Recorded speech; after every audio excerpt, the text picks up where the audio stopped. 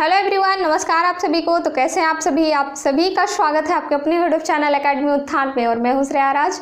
तो आज मैं आप लोगों के लिए लेकर आई हूं हिस्ट्री की एक इम्पॉर्टेंट पार्ट जो कि सिंधु घाटी सभ्यता। ये एक ऐसा पार्ट है जो कि आपके एग्जाम में इससे अधिक संख्या में क्वेश्चन पूछे जाते हैं। अगर बात करें हिस्ट्री की तो इसमें से बहुत सारे क्वेश्चन हमेशा आते ही रहते हैं। आपने देखा होगा जिस तरह से कि अगर मध्य भारत की बात करें मध्यकाल की, तो जितना इम्पोर्टेंट मुगल काल था उतना ही एंशिएंट टाइम में ये सिंधु घाटी सभ्यता। तो आज हम इसी के बारे में देखेंगे, इससे जुड़े हर एक पार्ट को देखेंगे, हर एक पॉइंट को, और ये भी सीखेंगे कि आखिर इसका नोट्स कैसे बनाया जाता है, यानी कि इसे किस तरह से हम याद कर सकते हैं, कैसे नोट्स करें ताकि हम याद कर सकें। तो चलिए देखते हैं। तो सबसे पहले सिंधु घाटी के सभ्यता के बारे में दो चार बातें जान लेते हैं। सबसे पहली बात तो यह थी कि पहले जब भारत में सिंधु घाटी सभ्यता की खोज नहीं हुई तो लोगों का कहना था कि सबसे प्राचीन सभ्यता जो है वो वैदिक सभ्यता है। चूँकि पहले लोगों को वैदिक सभ्यता का ज्ञान था, सिंधु घाटी सभ्यता का नहीं था, तो लोगों का मानना था कि वैदिक सभ्यता सबसे प्राचीन सभ्यता थी। लेकिन जब इसकी खोज के बारे में पता चली, यानी इसकी जब खोज हुई, तब पता चला कि जो सिंधु घाटी सभ्यता है ये भारत की सबसे प्राचीन सभ्यता सिंधु घाटी सभ्यता है। और ना ही सिर्फ ये भारत की सबसे प्राचीन सभ्यता है बल्कि विश्व के 4 सबसे बड़े सभ्यता, जिसमें कि चीन की सभ्यता, मिस्र की सभ्यता, मेसोपोटामिया की सभ्यता है, उसमें एक भारत की सभ्यता भी ये सिंधु घाटी सभ्यता थी। तो इसी के बारे में आज हम जानेंगे कि वैदिक काल के पुरानी होकर यानी कि सबसे प्राचीन सभ्यता है तो इसकी क्या क्या विशेषता है, यानी कि इसकी खोज कैसे हुई, इसके काल के बारे में जानेंगे कि इसका काल कब से कब तक था, इसके नामकरण के बारे में जानेंगे कि इसका नाम सिंधु घाटी सभ्यता या कहीं कहीं हड़प्पा सभ्यता क्यों रहता है। उसके बाद हम ये देखेंगे कि इसका उद्भव कैसे हुआ, यानी कि इसके उद्भव के बारे में क्या कथन है, क्या मत है। फिर इसकी विशेषता देखेंगे जो कि एक इम्पॉर्टेंट पार्ट है, और उसके बाद देखेंगे इसके विस्तार के बारे में। तो ये आज हम सीखने वाले हैं, तो बहुत ही इंटरेस्टिंग तरीके से हम इसे सीखते हैं। तो सबसे पहले देखिए, अगर खोज की बात की जाए तो आपको बता दें कि सबसे पहले 1826 ईस्वी में चार्ल्स मैनसन, चूँकि आपको पता है कि जब अंग्रेज ब्रिटिश का शासन था तो उसी समय इस सभ्यता की खोज की गई। ब्रिटिश ने इस सभ्यता की खोज के बारे में सोचा, तो चार्ल्स मैनसन द्वारा इसका कुछ वर्णन किया गया। चार्ल्स मैनसन द्वारा इसका वर्णन किया गया, यानी कि उन्होंने हल्का फुल्का बताया, कुछ नहीं, उसे ऐसा लगा कि यहाँ पर कोई सभ्यता भी है पाकिस्तान में उस समय। तो इन्हें ऐसा लगा कि पाकिस्तान में खुदाई के दौरान या ऐसे ही इन्हें कुछ आभास हुआ कि यहाँ पे कोई सभ्यता हो सकती है, लेकिन इसके बारे में इन्होंने कोई भी विस्तृत जानकारी नहीं दी। लेकिन इनके बारे में एक ऑब्जेक्टिव क्वेश्चन आता है कि हड़प्पा टीले की खोज किसने किया। हड़प्पा टीले यानी सबसे पहले हड़प्पा टीले शब्द का उल्लेख किसने किया, तो ये किसके द्वारा किया गया, तो ये चार्ल्स मैनसन के द्वारा ही हड़प्पा टीला किससे रिलेटेड है, ये चार्ल्स मैनसन के द्वारा। ये आपको याद रखना है, इनके द्वारा सबसे पहले किया गया। उसके बाद तो इन्होंने कोई ध्यान ही नहीं दिया इस बारे में। जब दूसरी बारी आई, यानी कि जब दूसरी बार, तो हम एक कहानी है कहा जाए तो ये इतिहास का ही है। तो इसमें क्या था कि दो भाई थे, एक तो जॉन ब्रंटन और एक थे विलियम ब्रंटन। एक कौन थे, विलियम ब्रंटन। ये दोनों भाई सन 1856 ईस्वी में, सन कितने में, तो 1856 ईस्वी में, जब लाहौर से लेकर पाकिस्तान बीच, कराची के बीच, जैसे कि यहाँ मान लीजिए लाहौर से लेकर कराची के बीच रेलवे लाइन बिछाई जा रही थी। लाहौर से लेकर कराची के बीच जब रेलवे लाइन बिछाई जा रही थी तो इन दोनों भाइयों के द्वारा मिलकर ही ये काम को किया जा रहा था। तो वहाँ जब आपको पता है कि रेलवे लाइन बिछाने के समय खुदाई तो की जाती है थोड़ी बहुत आसपास के इलाके, तो वहाँ से इनको ईंट की प्राप्ति हुई, वहाँ से इन्हें ईंट मिली और इन्होंने क्या किया कि इस ईंट का यूज इस रेलवे लाइन को बनाने में कर लिया। यानी कि ज़्यादा इन्होंने कुछ भी दिमाग नहीं लगाया। इनको ऐसा लगा कि यहाँ पर कोई पुराना मकान हो सकता है, यानी कि पुराने जो खंडर हैं ये हो सकते हैं जिनसे कि ये ईंटें निकल रही हैं। तो इन्होंने ज़्यादा दिमाग नहीं लगाया। BBC ईटा का नाम लिख देती हूँ मैं पहले तो नहीं चलता था। तो ज़्यादा दिमाग नहीं लगाया इन्होंने, बस इतना सोच लिया कि हाँ यहाँ पे कोई पुरानी सभ्यता हो भी सकती है, नहीं तो कोई खंडर है। पर इन्होंने सिर्फ रेलवे लाइन बिछाई, पर इस शब्द का कुछ उल्लेख किया, यानी कि बताया लोगों को कि ऐसा कुछ यहाँ पे मुझे मिला है। उसके बाद देखिए क्या हुआ कि उसके बाद आए अलेक्जेंडर कनिंघम।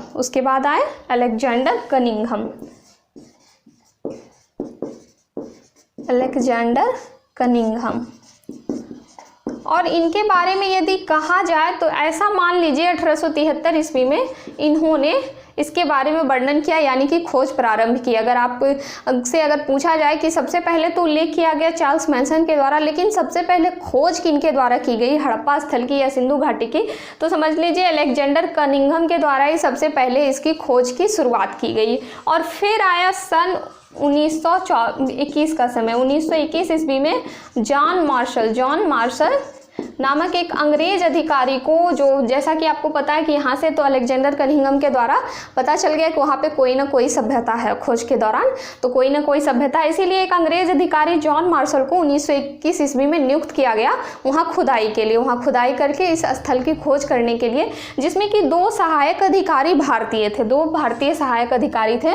एक तो थे दयाराम साहनी, जिनका पूरा नाम राय बहादुर दयाराम साहनी, आपको ये नाम भी याद रखना है, राय बहादुर दयाराम साहनी, जिसे कि दयाराम साहनी के नाम से जाना जाता है। और जो दूसरे व्यक्ति थे वो थे राखाल दास बनर्जी, जिन्हें कि आरडी बनर्जी भी कहते हैं। तो इनका पूरा नाम राखाल दास बनर्जी था, जिन्हें शॉर्ट में आरडी बनर्जी भी कहा जाता। और इनके द्वारा जब खोज की गई तो आपको पता है कि सन 1921 ईस्वी में सबसे पहले हड़प्पा स्थल की खोज की किसने, तो दयाराम साहनी द्वारा 1921 ईस्वी में सर्वप्रथम हड़प्पा स्थल की खोज की। रावी नदी के किनारे पाकिस्तान में स्थित ये हड़प्पा नगर, सबसे पहले मॉन्टगोमरी में इसकी खोज की गई हड़प्पा की। रावी नदी के किनारे है ये बात आपको ध्यान में रखना है। उसके बाद फिर उसके जस्ट 1 साल बाद यानी कि सन 1922 ईस्वी में राखाल दास बनर्जी ने सिंधु घाटी सभ्यता की खोज की। राखाल दास बनर्जी द्वारा किसकी खोज की गई, तो सिंधु घाटी की खोज की गई, जो सिंधु नदी के किनारे स्थित था। तो आपने इसकी ये कहानी देखी, खोज की कहानी की सबसे पहले किन्होंने कहा, फिर क्या कहानी थी, और सबसे लास्ट में यानी कि, तो यहाँ से डायरेक्ट क्वेश्चन ये आ जाता है कि जब आपसे हड़प्पा टीले के बारे में पूछा जाए तो चार्ल्स मैनसन, और जब खोज के बारे में पूछा जाए तो अलेक्जेंडर कनिंघम, इन्हें पुरातत्व का पिता भी कहा जाता है। अलेक्जेंडर कनिंघम को पुरातत्व का पिता भी कहा जाता है। अगर पुरातत्व की बात की जाए कि पुरातत्व किसे कहते हैं, तो आपको पता होगा कि पुरातत्व का जिस इतिहास को, एक कथन है इसको ध्यान से सुनिएगा, कि जिस इतिहास को पुरातत्व का समर्थन नहीं मिलता है उसकी नींव समझिए बालू पे टिकी हुई हो, यानी कि उसकी नींव बालू पे टिकी हुई। इसीलिए किसी भी इतिहास को इतिहास बनाने के लिए पुरातत्व का समर्थन मिलना बहुत जरूरी है। और हम कह सकते हैं कि पुरातत्व ऐसी चीज़ है जो कि हमारे जो प्राचीन इतिहास है, जैसे कि प्राचीन वस्तुएं सामग्री जो निकलती हैं, तो उनके माध्यम से ही, पुरातत्व के माध्यम से ही उसे इतिहास के इतिहास का नाम दिया जाता है। वो अतीत की कोई वस्तुएं थी। तो पुरातत्व का बहुत ही महत्वपूर्ण योगदान है किसी भी चीज़ को इतिहास बनाने में, यानी अतीत बताने में।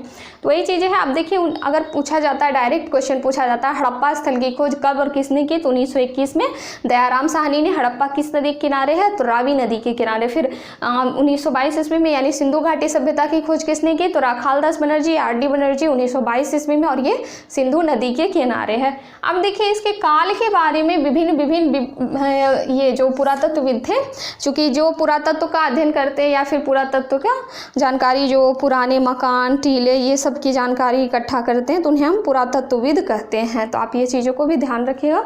तो कई पुरातत्वविदों के द्वारा इनका अलग अलग मत था।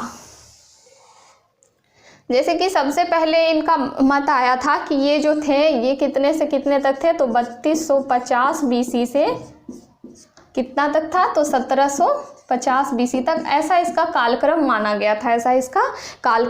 गया था सब पुरातत्वविदों के द्वारा। लेकिन जब आपको पता है कि कार्बन 14 पद्धति, आपने कार्बन 14 पद्धति के बारे में जाना होगा, तो कार्बन 14 पद्धति एक ऐसी पद्धति होती है जिसमें कि कार्बन डेटिंग विधि, इसमें क्या होता है कि कार्बन डेटिंग विधि के द्वारा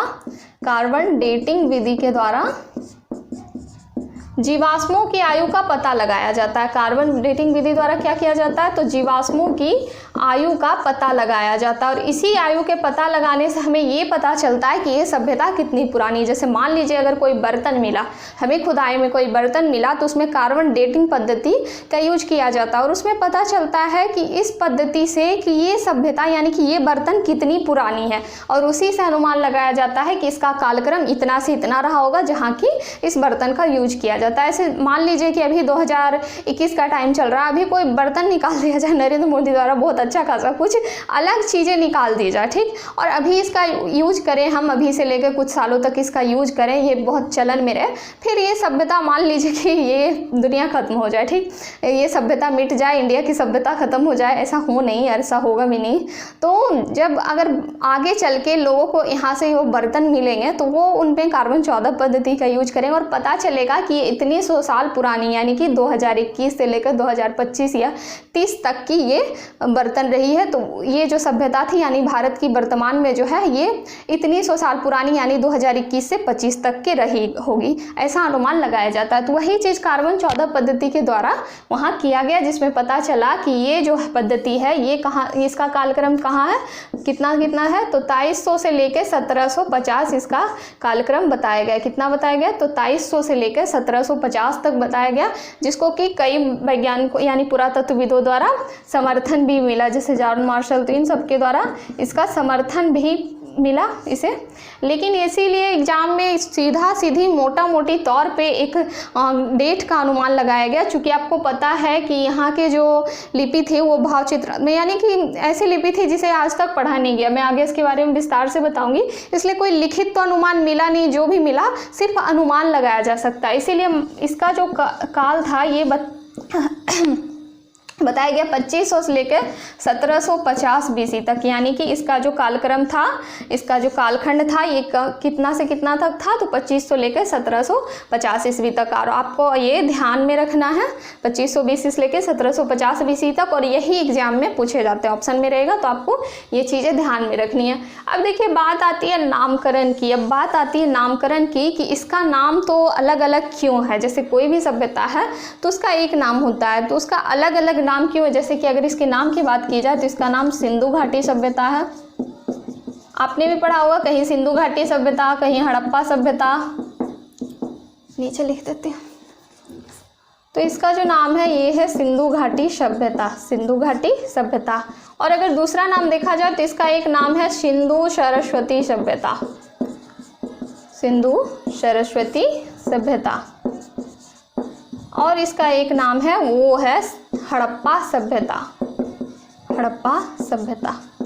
तो देखिए अब इसके नाम के बारे में जानेंगे कि इसके नाम को लेकर अलग अलग मत क्यों है, अलग अलग इसका नाम क्यों दिया गया है। ये सब चीज़ें पता है आपको, जब आप सब्जेक्टिव क्वेश्चन लिखेंगे ना तो बहुत काम आएगा। अगर कोई बढ़िया से एग्जाम की तैयारी कर रहे हैं और ये बोर्ड एग्जाम की, तो बोर्ड एग्जाम तो 12th का पार्ट है ये, तो सब्जेक्टिव क्वेश्चन आप लिखेंगे ना तो ये सब बहुत काम आएगा। और खासकर जब आप इस तरह से नोटेड पॉइंट करके लिखेंगे तो नंबर तो एकदम झूम के देगा आपको परीक्षक। तो देख लीजिए ये सिंधु घाटी सभ्यता का इसका नाम कैसे पड़ा ये जानते हैं। तो सिंधु घाटी सभ्यता, चूँकि आपको पता है कि पहले की जो भी सभ्यता होती थी वो नदियों के किनारे बसी होती थी, और उसी नदियों के किनारे के कारण, बसी होने के कारण उसका नाम उस नदी पे ही दे दिया जाता था। जैसे कि आप नील नदी की सभ्यता देख लीजिए, मिस्र की सभ्यता जिसे नील नदी की सभ्यता कही जाती है क्योंकि वो नील नदी के किनारे बसा था। उसी प्रकार जो है ह्वांगहो की सभ्यता, चीन की सभ्यता जो थी उसे ह्वांगहो की सभ्यता कही जाती थी क्योंकि वो इस नदी के किनारे था। इसीलिए जब इसकी खोज की गई तो इसे सिंधु घाटी सभ्यता नाम दे दिया गया। चूंकि ये सिंधु नदी के किनारे स्थित था इसीलिए इसे सिंधु घाटी सभ्यता का नाम दे दिया गया। लेकिन अब सिंधु सरस्वती की जब बात आई तो ऐसा कहा गया कि सरस्वती नदी के किनारे भी ये बसा हुआ था, सरस्वती नदी के किनारे बसा हुआ था, इसीलिए इसका नाम सिंधु सरस्वती सभ्यता दे दिया गया। लेकिन इसको ज़्यादा मत नहीं मिला, ये जो सिंधु सरस्वती सभ्यता थी इसे ज़्यादा मत नहीं मिला गया, इसीलिए ये ऑब्जेक्टिव के तौर पे तो नहीं पूछा जाता, आप नोटेड पॉइंट में कर सकते हैं। उसके बाद देखिए हड़प्पा सभ्यता की, तो सब चीज़ का अपना एक नियम होता है, हर चीज़ का अपना नियम होता है। तो इन पुरातत्वविदों का, इन पुरातत्व का भी एक नियम था कि यदि अगर नाम के बारे में कुछ पता नहीं चले, जैसे ऐतिहासिक ऐतिहासिक काल या फिर उससे पहले पूरा पाषाण काल की कोई चीज़ें मिले तो जिससे कि नाम के बारे में पता नहीं चले, तो उसमें से सबसे पहला जो स्थल खोजा जाता है उसके नाम पे नाम रख दिया जाता है। तो आपने देखा कि सबसे पहले 1921 ईस्वी में हड़प्पा सभ्यता की खोज हुई, इसी वजह से इसका जो नाम रख दिया गया ये हड़प्पा सभ्यता रख दिया गया, यानी पहले खोजे गए स्थल के नाम पे जिसका नाम हड़प्पा सभ्यता रख दिया गया। इसीलिए ज़्यादा प्रचलित सिंधु घाटी सभ्यता है और हड़प्पा सभ्यता। तो इसमें आपको कंफ्यूज नहीं होना है। कभी कभी जब 10th 12th में पढ़ते हैं तो बच्चों को ऐसा लगता है कि सिंधु घाटी कोई और है, हड़प्पा सभ्यता कोई और है, लेकिन ऐसा नहीं है, दोनों चीज़ें एक ही है, नाम सिर्फ जैसे एक आदमी का 2 नाम है, मेरा भी 2 नाम है, तो इसी तरह से 2 नाम इसका भी है। अब देखिए उद्भव की बात करें कि इसके उद्भव की क्या कहानी है, तो उद्भव के बारे में अलग अलग जो पुरातत्वविद थे अलग अलग नाम दे दिया गया। जैसे आपको पता है कि सिंधु घाटी से पहले और भी सभ्यता थी, जैसे कि एक सुमेरियन सभ्यता थी, सुमेरियन सभ्यता, इराकी सभ्यता, दजला फरात नदी के किनारे जो स्थित थे उसके बारे में भी हम जानेंगे। तो जैसे लोगों ने कहा कि जैसे प्रकार से कि सुमेरियन सभ्यता के लोग रहते थे, यानी उनका खान पान, उनका रहन सहन, उनके नगर, उनके ईंट, इन सब चीज़ मिलते जुलते हैं सिंधु घाटी सभ्यता से, यानी सुमेरियन सभ्यता से पूरी मिलती जुलती सभ्यता है सिंधु घाटी सभ्यता। इसीलिए कुछ पुरातत्वविदों ने इसे सुमेरियन सभ्यता कहा, यानी कि कहा कि इसका जो उद्भव हुआ है वो सुमेरियन सभ्यता से हुआ है, सुमेरियन सभ्यता से उद्भव हुआ है, जिसमें कि गार्डन चाइल्ड, मैं नाम लिख देती हूँ किनके किनके द्वारा इसका मत दिया गया, garden child, DD Kaushambi. Sindhu घाटी के पतन के बारे में भी इन लोगों ने ही मत दिया है, वो भी हम पढ़ेंगे। गार्डन चाइल्ड, डीडी कौशाम्बी हो गए, मार्शल जी हो गए, इसके अलावा और भी जो वैज्ञानिक जो भी पुरातत्वविद थे सब ने कहा कि ये सुमेरियन सभ्यता। लेकिन फिर बात आई स्थानीय सभ्यता की, यानी कि लोगों ने, पुरातत्वविदों ने ये सोचा कि ऐसा थोड़ी ना हो सकता है, हो सके कि उसका कॉपी किया हो सिंधु घाटी सभ्यता ने, वो सुमेरियन सभ्यता अच्छी लगी हो तो इसलिए उसका कॉपी कर लिया, यानी उसी की तरह जीवन व्यतीत कर रहे थे, लेकिन ये इसकी एक अपनी सभ्यता थी, ऐसा हो सकता है। तो इसीलिए स्थानीय सभ्यता के बारे में भी मत दिया गया, जिसमें कि द्रविड़ सभ्यता को अधिक मान्यता मिली है। इसके अलावा किसी ने इसे वैदिक सभ्यता भी कहा कि वैदिक, तो वैदिक सभ्यता तो नहीं थी, इसे बिल्कुल भी मत नहीं दिया गया, ये रामचंद्र के द्वारा कहा गया था।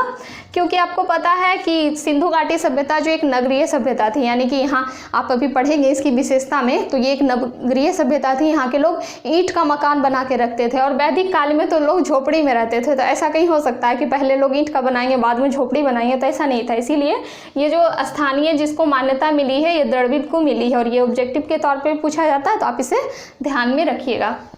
उसके बाद देखिए इसकी विशेषता की बात आती है, इसकी विशेषता की बात आती है, तो इसकी विशेषता बड़ी अच्छी खासी है। सिंधु घाटी की सभ्यता की जो विशेषता अच्छी खासी है, सबसे पहली विशेषता तो यह है कि ये एक नगरीय सभ्यता थी। ये एक कैसी सभ्यता थी?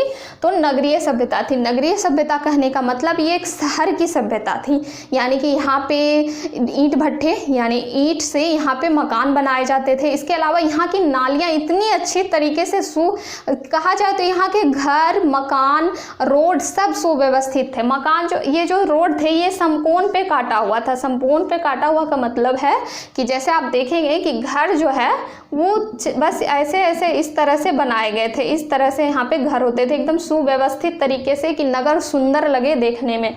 और हर घर में सुव्यवस्थित बाथरूम होते थे, किचन होते थे। उसके अलावा वहाँ से जो बड़ी नालियाँ निकाली जाती थी, वो नालियाँ बहती थी एक बड़े से नाले के रूप में कि आसपास गंदगी नहीं फैले, क्योंकि यहाँ जो रोड थे ये सब पक्की थी, पक्की सड़क थी। यहाँ पे सब घर भी पक्का, ईंट भी पक्का। और यहाँ के लोग इतने ज़्यादा कह लीजिए पढ़े लिखे या कह लीजिए इतने समझदार थे, इतने ज़्यादा आगे थे कि नालियों को ढकने का भी यूज करते थे। ये नालियों को ढकने के लिए पत्थर का यूज करते थे। जैसे कि आप अभी भी गांव में जाएंगे तो पुराने पुराने घरों के ऊपर देखेंगे कि नालियों के ऊपर इतना बड़ा बड़ा पत्थर टाइप का ढक दिया जाता है, प्लेट टाइप का।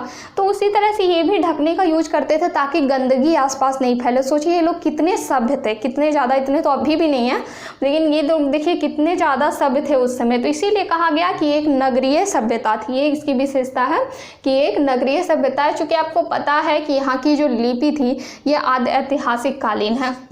दूसरी विशेषता इसकी ये आ जाएगी कि ये आदि ऐतिहासिक कालीन है, आदि ऐतिहासिक सभ्यता है। इसका मतलब क्या होता है आदि ऐतिहासिक सभ्यता का? तो वो इसमें देखिए 3 प्रकार की सभ्यता थी। एक तो पूरा पाषाण काल, जिसे आप पाषाण काल कहते हैं, वो सभ्यता थी, एक आदि ऐतिहासिक काल थी और एक ऐतिहासिक काल। यानी कि हम इसे 3 भागों में अगर बांटे तो प्रागैतिहासिक काल,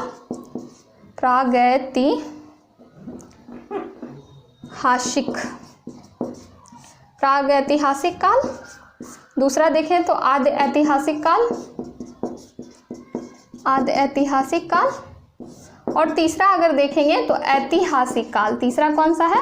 तो कितने भागों में बांटा गया है? 3 भागों में, प्रागैतिहासिक काल, आदि ऐतिहासिक काल और ऐतिहासिक काल। तो देखिए प्रागैतिहासिक काल में क्या था कि इसमें लिपि का ज्ञान नहीं था, लोगों को लिखना पढ़ना नहीं आता था, लिपि का कोई भी ज्ञान नहीं था। और आदि ऐतिहासिक काल में ये था कि इसमें लिपि का ज्ञान था, लोगों को लिखना पढ़ना आता था, लेकिन इसकी लिपि पढ़ी ही नहीं गई। इसकी लिपि जो थी ये पढ़ी ही नहीं गई है आज तक। इसकी जो लिपि थी आज तक नहीं पढ़ी गई है, लिपि नहीं पढ़ी गई है। जैसा कि था सिंधु घाटी सभ्यता का लिपि, ये भाव चित्रात्मक लिपि था। आपसे ये भी क्वेश्चन पूछ लिया जाता है, तो ये कैसी लिपि थी? ये भाव चित्रात्मक लिपि था, यानी कि इसमें फिगर बनाए हुए थे। जैसे देख लीजिए ऐसे ऐसे ऐसे ऐसे बना दिया गया था, पैर हाथ जैसे कार्टून बनाते हैं इस तरह से डांस करते हुए, हल चलाते हुए लोग बना दिए गए थे। आप अगर देखे होंगे फिगर इसका 12th के बुक में, NCERT सबकी बुक में, तो आपने देखा होगा कि इस तरह से बना दिए गए थे, तो कुछ पता ही नहीं चलता था कि ये कहना आखिर क्या चाह रहे हैं। यानी कि इसकी लिपि को आज तक पढ़ा नहीं गया, इसलिए इसे आदि ऐतिहासिक काल कहते हैं, ये इसकी विशेषता है। और ऐतिहासिक काल में वो आते हैं जो कि लिपि है जिसकी, और जिसका लिपि की पढ़ा लिखा सब गया, जैसे कि आप अशोक की अभिलेख कहते हैं और भी अन्य अभिलेख जो है मुगल काल या फिर मगध साम्राज्य, इन सब के, तो वो सब लिपि हो गए, ऐतिहासिक काल में आ गए। तो ये इसकी विशेषता थी। और तीसरे नंबर की अगर विशेषता की बात की जाए तो ये सभ्यता जो कांस्य युगीन सभ्यता थी, ये कैसी सभ्यता थी? तो ये कांस्य युगीन सभ्यता थी। कांस्य युगीन का मतलब चूंकि आपको पता है और ऑब्जेक्टिव के तौर पे भी एक क्वेश्चन पूछा जाता है कि मानव को सबसे पहले किस धातु का ज्ञान हुआ, तो उसमें से आप तांबा का यूज करते हैं, यानी कि तांबा का ज्ञान सबसे पहले हुआ, ये आप पढ़ते भी हैं। तो सबसे पहले मानव को तांबा का ज्ञान हुआ। लेकिन यहाँ जो तांबा और टीन को यदि मिला दिया जाता है, ये क्वेश्चन भी आता है, तांबा और टीन को यदि मिला दिया जाता है तो कांसा का निर्माण होता है, जिसे जस्ता भी कहते हैं, तो तांबा और टीन को मिला दिया जाता है तो कांसा का निर्माण होता है, कांसा का निर्माण होता है तांबा और टीन को मिला देने पे। तो इसी कांसे का यूज ये लोग करते थे, सिंधु घाटी सभ्यता के लोग कांसों का यूज करते थे, कांसे के बर्तन का, कांस के अन्य सामग्री का, इसीलिए हथियार का इन्हें कांस्य युगीन सभ्यता कहा गया, कांस्य युगीन सभ्यता कहा गया। उसके बाद जो देखिए मुख्य और भी विशेषता है तो शांति प्रिय सभ्यता। शांति प्रिय सभ्यता का क्या मतलब हो गया कि यहाँ जो है सभ्यता में खुदाई के दौरान किसी भी प्रकार के हथियार नहीं मिले। जैसा कि प्राचीन काल में आप देखते होंगे कि जितने भी खुदाई में जहाँ भी मिले हैं, जो भी राजा महाराजा थे वे युद्ध प्रिय होते थे, यानी कि वो युद्ध को पसंद करते थे, युद्ध करते थे। इसीलिए कहा गया है कि ये जो सभ्यता थी इसमें किसी प्रकार के कोई भी हथियार नहीं मिले, यानी कि ये बहुत ही शांति प्रिय सभ्यता थी, सभ्य जीवन थी, मैंने तो अभी आपको बताया। और उसके बाद यदि बात की जाए तो इसके सामाजिक जीवन की, धार्मिक जीवन की और सांस्कृतिक राजनीतिक जीवन की और सांस्कृतिक जीवन की, तो सब देखिए ये सब आपके सब्जेक्टिव क्वेश्चन में पॉइंट के रूप में बहुत काम आएंगे। अगर आप लिखते हैं कोई भी मेंस का एग्जाम या फिर बोर्ड का एग्जाम, तो ये सब बहुत काम में आता है। इसके बारे में थोड़ा थोड़ा हम जान लेते हैं, क्योंकि मैं आपको पहले ही बताई थी कि इसके बारे में कोई साफ मत नहीं है, क्योंकि इसकी लिपि तो पढ़ी ही नहीं गई थी, सिर्फ अनुमान लगाया गया था। तो सामाजिक जीवन के बारे में यही है कि ये लोग बहुत अच्छे तरीके से जीते थे, अपना जीवन व्यतीत करते थे अच्छे तरीके से, नगरीय सभ्यता थी, सुव्यवस्थित तरीके से जीवन व्यतीत करते थे। धार्मिक जीवन में यही हो गया कि ये लोग पूजा पाठ में विश्वास रखते थे, धर्म कर्म में तो पूजा पाठ करते थे। और यदि राजनीतिक जीवन की बात की जाए तो इसमें 2 चीजें मिली हैं। राजनीतिक जीवन में क्या मिला है कि वैसे तो वैदिक काल में जिस प्रकार से 4 भागों में बांटा गया था, वैश्य 4 भागों में, ब्राह्मण क्षत्रिय वैश्य और शूद्र, इन 4 भागों में बांटा गया था। लेकिन ये जो राजनीतिक जीवन है यहाँ की सिंधु घाटी सभ्यता की, तो इसमें एक चीज मिला, इसमें जो मकान थे ना, ये जो सभ्यता थी, तो कुछ मकान नीचे थे और कुछ मकान ऊंचे थे, यानी कि पहाड़ियों पे कुछ मकान ऊंचे, किला पे, दुर्ग पे बनाए गए थे और कुछ नीचे थे। तो इससे पता चलता था कि यहाँ की 2 वर्गों में इसे बांटा गया है। सिंधु घाटी सभ्यता की जो राजनीतिक जीवन थी, 2, एक तो उच्च जीवन यानी जिसे राजा महाराजा अमीर लोग, और एक जो गरीब लोग नीचे रहते थे तो निम्न जीवन। तो इस तरह से आप कह सकते हैं कि राजनीतिक जीवन को 2 भागों में बांटा गया था, एक उच्च और एक निम्न, एक उच्च और एक निम्न। और संस्कृति की अगर बात करें तो आपको मैंने भी ये फिगर आउट किया कि ये लोग नाच गाना करते थे, तो इनकी संस्कृति थी अच्छी खासी, नाच गाना सब करते रहते थे, ये पौधे पेड़ पौधे इन सब से लगाव रखते थे। तो यहाँ हमने इतना सब पढ़ लिया इसके बारे में। आप अगर इस तरह से नोट करेंगे तो बहुत अच्छा रहेगा आपके लिए, आप कभी भी चीज़ें भूलेंगे नहीं। बहुत लंबी चौड़ी कहानी को मैंने इतने छोटे में आपको बताया है, सोच लीजिए आप भी नोट करेंगे तो कितना काम आएगा। उसके बाद हम इसके विस्तार के बारे में पढ़ेंगे, मैप के द्वारा हम पढ़ेंगे कि इसका विस्तार क्या है, और उसके बाद फिर हम इसके पतन के बारे में पढ़ेंगे, अलग अलग मत पढ़ेंगे। फिर इसमें खुदाई में मिले स्थल यानी कि जो स्थल मिले, जैसे कि आपने कहा पंजाब मिला, लोथल मिला, यूपी से मिले, तो उसकी क्या क्या विशेषता है, उसमें क्या क्या हमें मिला है। जैसे कि अगर लोथल की बात करें तो डॉकयार्ड यानी कि बंदरगाह, युगल समाधान, ये सब मिले हैं। कांस की मूर्ति मोहनजोदड़ो से RS-37 कब्रिस्तान, मातृ देवी, तो ये सब जो भी मिले हैं इन सब के बारे में हम पढ़ेंगे। और इसके अलावा इसके विस्तार को देखेंगे कि इसका विस्तार कहाँ से कहाँ तक था। तो ये सारी चीज़ें हम देखेंगे, बहुत मजा आएगा पढ़ने में, बहुत कुछ सीखिएगा। चलिए देखते हैं। अभी ये भारत का मैंने कच्चा सा फिगर बनाया है इसीलिए उतना अच्छा नहीं है। देखिए अब इसके बारे में देखते हैं कि ये क्या था, यहाँ विस्तार इसका कहाँ कहाँ तक था, यानी कि सिंधु घाटी सभ्यता के विस्तार के बारे में हम यहाँ पे देखेंगे कि इसका विस्तार कहाँ से कहाँ तक था। तो सबसे पहले ऊपर चलते हैं। ये मांदा का इलाका था यूपी में, जम्मू कश्मीर में। जम्मू कश्मीर में ये मांदा का इलाका था यहाँ पे। उसके बाद देख लीजिए यहाँ आपका यूपी में आलमगीरपुर था, यूपी में आलमगीरपुर। उसके बाद अगर नीचे की बात की जाए तो यहाँ दैमाबाद था महाराष्ट्र में। महाराष्ट्र में कौन सा इलाका था, तो दैमाबाद था महाराष्ट्र में। और उसके बाद यहाँ बात की जाए तो यहाँ बलूचिस्तान में था सुत्का गेंडोर, सुत्का गेंडोर बलूचिस्तान में, बलूचिस्तान में। अब इसे अगर मिला दिया जाए तो आप देखिएगा इस तरह से, यहाँ से ऐसे, यानी कि सिंधु घाटी सभ्यता का जो विस्तार था ये कहाँ था, तो यहाँ पे से देख लीजिए, यहाँ पे मैं आउट कर देती हूँ इसे, फिगर आउट, ताकि आपको पता चले।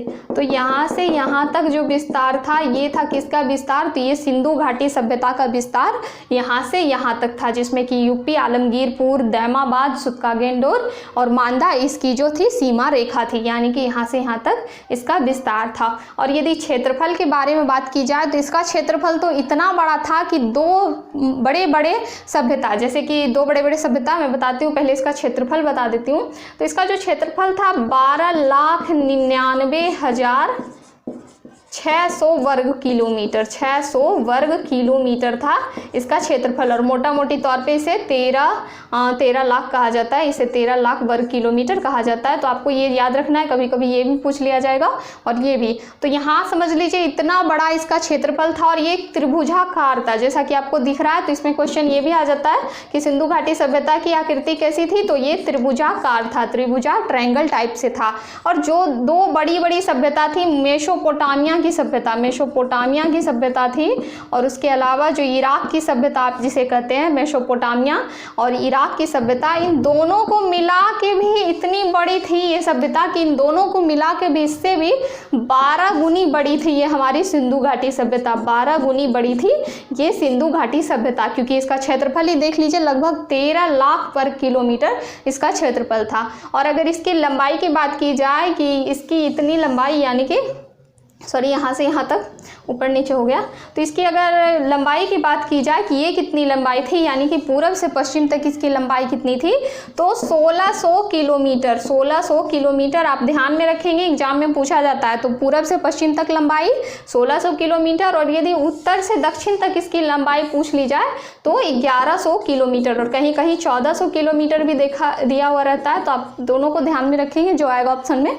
या फिर 1100 किलोमीटर ज़्यादातर इसे मान्यता बता दिया गया है। तो इसकी जो पूरा उत्तर से दक्षिण तक लंबाई थी 1100 किलोमीटर। और इसमें जो जो क्षेत्र मिले हैं, जैसे आपको पता है कि इसमें पंजाब में हरियाणा, उसके बाद फिर गुजरात हो गया, हमारा यूपी हो गया, राजस्थान हो गया, तो इन सब इलाकों में मिले हैं सिंधु घाटी सभ्यता के स्थल। और इन सब की अलग अलग विशेषता, अलग अलग चीज़ें मिले। ये सब अलग अलग नदियों के किनारे बसा था और इनकी खोज अलग अलग लोगों ने की, और ये सब एग्जाम में आते हैं। तो मैं आपको नेक्स्ट वीडियो में, इतना तो नहीं इसमें बता पाऊंगी, तो नेक्स्ट वीडियो में मैं आपको वो सब बताऊंगी, सब चीज़ जिस तरह से मैं आज इसमें समझाई हूँ उसी तरह से। तो आप देखिएगा वो भी। तो आप देखिए यहाँ से यहाँ तक तो इसका फैलाव था अलग अलग क्षेत्रों में।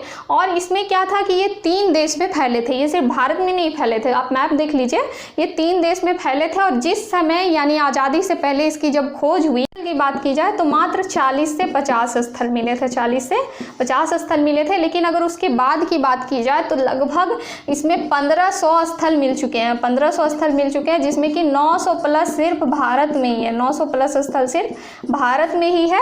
और बाकी के पाकिस्तान में है, बाकी जो बचा है पाकिस्तान में, चूँकि आपको पता है कि हड़प्पा भी पाकिस्तान में ही खोजा गया था, तो पाकिस्तान में। और जो 2 सभ्यता है, मात्र 2 स्थल ऐसे हैं जो कि अफगानिस्तान में मिले हैं, अफगानिस्तान में। तो मैं इसके बारे में भी आपको बताऊंगी। तो देख लीजिए, कुछ सभ्यता स्थल जो हैं वो पाकिस्तान में मिले, कुछ भारत में मिले, कुछ अफगानिस्तान में मिले हैं। तो ये सारे स्थल के बारे में पढ़ेंगे, इन सबको आप नोट कर लीजिएगा। ये आपके ऑब्जेक्टिव के तौर पे और सब्जेक्टिव के तौर पे भी बहुत काम का है। तो आई होप आपको अच्छा लगा होगा। इन सबका आप नोट्स बना लीजिए। मैं नेक्स्ट वीडियो में बाकी सारी चीज़ें भी आपको क्लियर कर दूंगी। फिर ऑब्जेक्टिव भी मैं इसका लाने का कोशिश करूँगी। लेकिन आप लोग अगर ऐसे पढ़ लेंगे तो आपको फिर कोई दिक्कत कभी होगी ही नहीं, ना ही आपकी क्वेश्चन कोई गलत होगी। तो अगर अच्छा लगा होगा तो आप लाइक कीजिएगा, कमेंट करके बताइएगा। और मेरे चैनल को अगर सब्सक्राइब नहीं किए होंगे तो सब्सक्राइब कर दीजिएगा, बेल आइकन को प्रेस कर दीजिएगा, ताकि मेरी हर एक नोटिफिकेशन आप तक जाती रहे। तो चलिए, इसे शेयर भी कीजिएगा अपने दोस्तों को। तो घर पे रहिएगा, सुरक्षित रहिएगा, अपना ख्याल रखिएगा। जय हिंद, धन्यवाद।